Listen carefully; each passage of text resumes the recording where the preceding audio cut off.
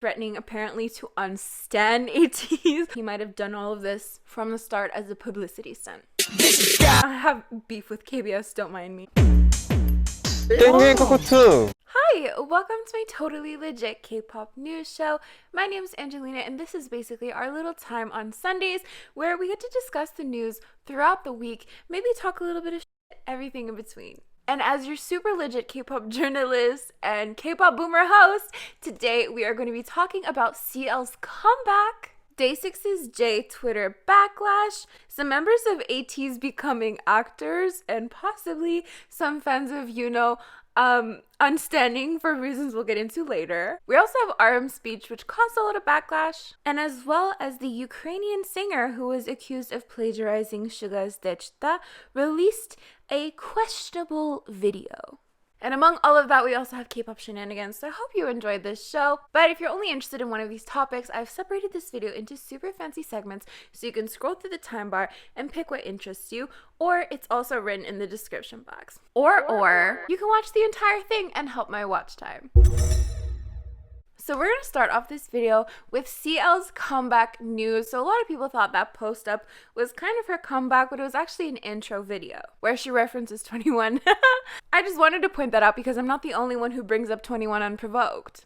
And yesterday she posted this picture which features her face covered in shadows with a light that puts emphasis on one side of her face and a caption that says, "Good news, cherry emoji at 11 a.m. KST." Which was then followed up by this picture that features her in a really interesting outfit with 4 stars above her head and 1 star on her back, and the caption reading, "Not 1, but 2, with a bunch of star emojis and the hashtag Hwa. And she also has the hashtag 5-star, and of course the date 2020-10-29. Now I don't know about you, but I'm really excited. I'm hoping for some spooky vibes. And the outfit just really screams CL, but I did want to point out that it says hashtag 5 stars, but you only see 4 stars above her head, and that's because she's the 5th star. Genius. So I'd love to know in your comments what your predictions are. Frankly, I thought the "not 1 but 2" in her caption meant 2 title songs, but maybe I could be wrong. Maybe it's just in reference to more than 1 star, 5 stars. But let me know what you think. But with that, we're going to move on to Day6's Jae and some recent trouble that he's gone to on Twitter. So there were a lot of people recently accusing him of being ableist, and I've mentioned this term a few times on my channel previously, and we've mentioned this in reference to portrayals of mental health in K-pop music videos. But to be ableist would be to discriminate against people with disabilities. So whether it is a physical disability, intellectual disability, or even mental illness. And this started with his quote tweet in response to a tweet that said, "Yes, don't be Captain Obvious when you are already Sergeant Sarcasm," to which he replied, "It's a shame so many people don't speak that language yet. Sag," which I've googled and apparently is like a Pepe meme. So basically this can be interpreted as him shading people who don't understand sarcasm. So with that tweet, a lot of people started calling him out for being ableist, because the thing is, not everyone is going to understand sarcasm in the same way that you do, or might not have as much ease trying to understand social cues or tones within language, or might need a little bit of help understanding it. It's not a given for everyone, and to kind of assume that everyone should just understand these things is inherently ableist. So a fan then replied to his tweet saying, "I'm neurodivergent, Jae." And for those who don't know, neurodivergence is really a broad term, so I'm definitely going to leave some resources below, as well as ableism, so you could get a better understanding of what these terms mean. But according to understood.org, it means that brain differences are just that, differences. So conditions like ADHD and autism aren't abnormal. They're simply variations of the human brain. So in response to the tweet of the fan telling him that they are neurodivergent, he responds by saying, "Same ? ADHD and social anxiety ?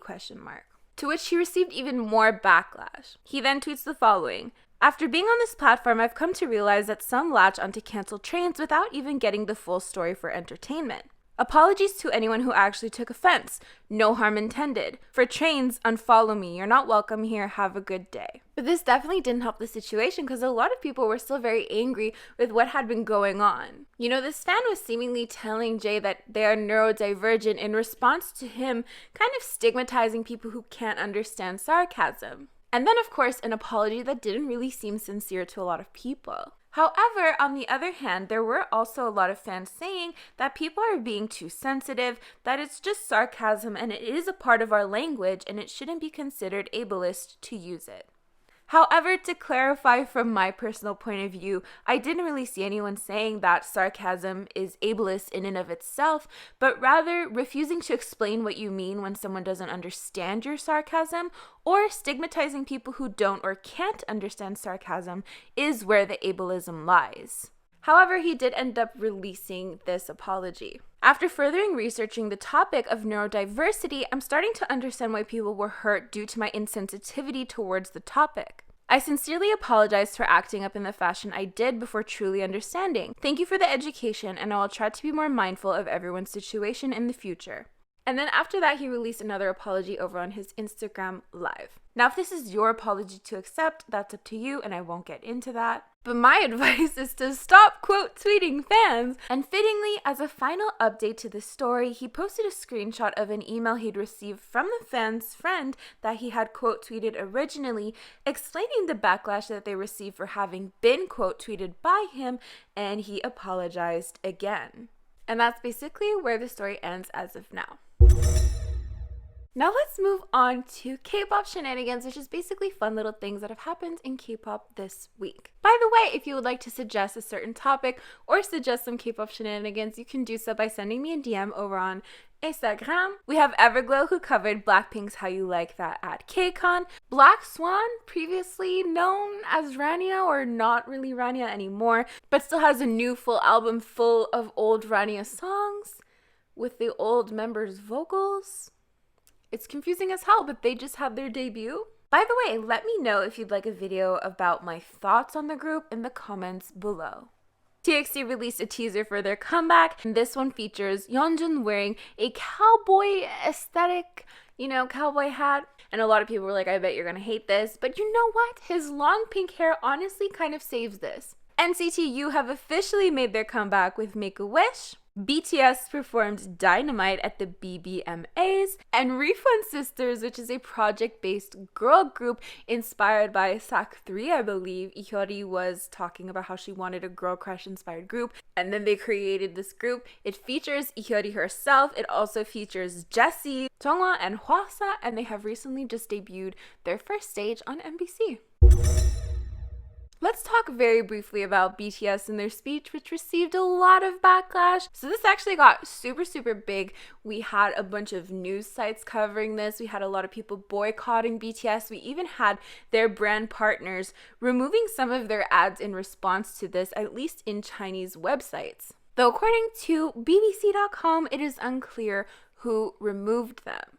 So basically, when BTS were going to accept the Van Fleet Award, which is an award that aims to celebrate the relations between the US and South Korea. In a speech, RM said in reference to the United States and South Korea, we need to always remember the history of pain shared by the two nations and sacrifices of many men and women. This caused a lot of backlash, as stated earlier, people boycotting the group. And it seems that a lot of people are saying that the issue was that RM's speech seems to kind of diminishes China's losses within the war. According to Variety.com, although he made no mention at all of China, Chinese internet users and state-run media were quick to slam the comment for not acknowledging the sacrifices of Chinese soldiers who fought with North Korea against the US and the South. So that's where a lot of the backlash lies, but of course, from international fans' perspective, they seem a little bit more confused as to why there's backlash to begin with. So I've seen a lot of fans not really understand why people were getting mad, and a lot of fans have also pointed out that China was against South Korea as they were supporting North Korea, so it would be a little bit odd to expect a South Korean boy band to acknowledge China's losses, especially during a speech that is aimed to celebrate US and South Korean relations. But as of now, Big Hit has not released a statement in regards to this. But on that note, let's talk about Suga and plagiarism. So, there is a Ukrainian artist named Alex Black, and he came under a lot of fire some time ago for allegedly plagiarizing Suga's Dechta. August D. Sorry. Armies, please let this one slide. But not only that, this isn't just a situation where fans recognized the similarity and then started some type of hate train. Big Hit themselves apparently actually deleted the song. So right off the bat, the song is called 10K. So 10K in Ukrainian sounds very similar. The pronunciation similarity obviously isn't any basis to accuse someone of plagiarism. However, in both songs, they both kind of shout the same word in the same flow in kind of the same way over the same instrumental, seemingly. But yeah, apparently Big Hit deleted the song off of his platforms, and he explains this in this 10-minute video. He explains that Big Hit deleted the song. He goes to show the emails that explain that Big Hit requested the takedown of the song, which is really weird to me. If you read the emails, it kind of says like, you know, Suga from BTS, highest charting boy band, Billboard favorites or something like that. It was a little bit weird that they just randomly added that in the email.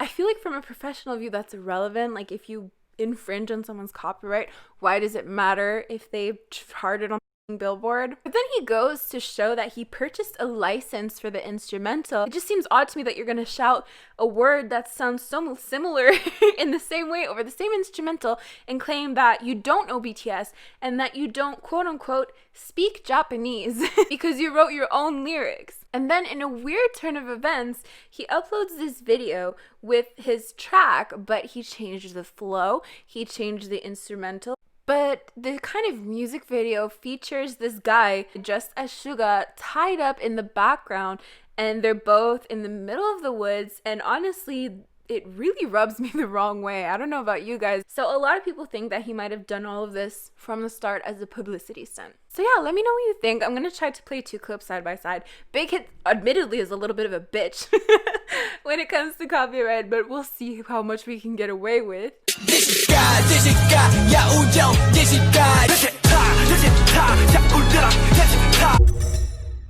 On to some more fun news. I get to talk about Ateez. So we have Ateez members Yunho, San, Seonghwa, and Jongho, who are becoming actors in the upcoming KBS drama called Imitation. Now this drama is apparently based on idol life. It's based off of a webtoon, and it also features other idols as well, but there's a little bit of an emphasis on Ateez in particular because Yunho's character apparently in the webtoon gets a girl pregnant and people are worried about some type of kissing scenes. I know, it's terribly scandalous. I've been a 12-year-old at one point in my life who was really obsessed with David.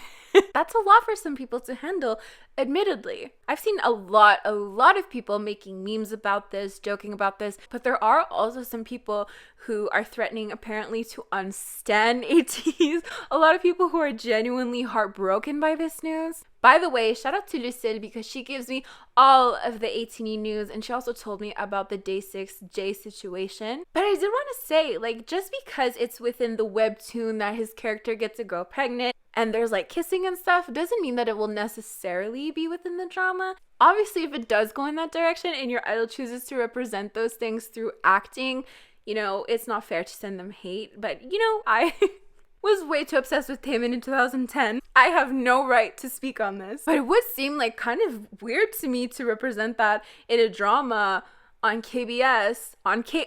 I have beef with KBS, don't mind me. First of all, KBS said that Hyuna dancing with her male backup dancer was too obscene and banned promotions of her song.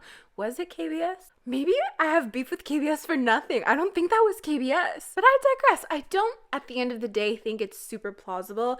But if it happens, I mean, you know, I'm totally here for you, Nohapa. I'll see myself out. But yeah, after reading kind of the synopsis of the drama, it's very unclear whether or not that would be part of it, whether it's a plot point of sorts. But I'm super interested to see how this pans out, and we will be able to do so at the beginning of 2021, and they will air 16 episodes.